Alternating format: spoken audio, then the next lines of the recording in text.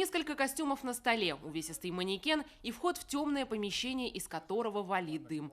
Пугает сам антураж. Нас встречает начальник пожарной части и с загадочной улыбкой предлагает для начала примерить обмундирование. Это и есть задание номер 1. На секунду выдыхаю. А после демонстрации пытаюсь повторить. Чтобы сдать норматив на отлично, нужно надеть всю эту амуницию за 21 секунду. Для меня эта цифра, конечно, нереальная. Управиться бы хотя бы за 5 минут.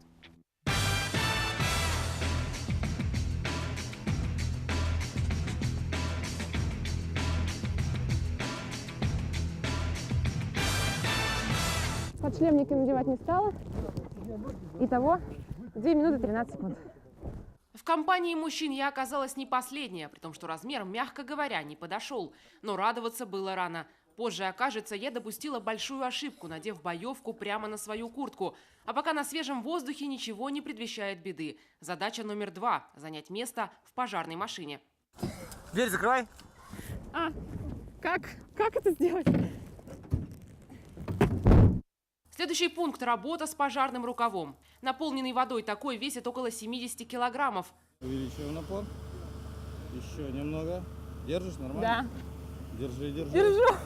Уже немного устали, но начальник Дмитрий Грошев сообщает, это была тренировка. Теперь настоящее задание – найти очаг возгорания в том самом темном и задымленном помещении. К выполнению норматива приступить. Бегу первой, в надежде, что нужно будет нести только фонарик. Нет, вы никогда не уходите, только втроем. Двигаться нужно только вместе, с так называемой сцепкой, чтобы никого не потерять. И также всем вместе следует нести пожарный рукав. Дальше больше. С ним ползем по узкому туннелю. С моей комплекцией справляюсь быстро, но опять теряю команду. А что так долго, ребят? Слушайте, они, по-моему, застряли где-то.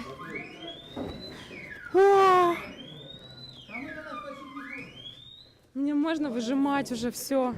Очаг найден, но и это не все. Ищем пострадавшего. Температура все выше, дыма больше. Может, наверху где-то, нет? Туда идти? А я здесь была уже, наверное. Здесь я была. О, боже. Здесь уже я, слабое звено. 60-килограммовый манекен по имени Яша выносят коллеги-мужчины. Хорошо, что это не живой человек. С такой транспортировкой он не избежал бы переломов. Я была в квест-комнатах, но это самый сложный квест. И мокрый.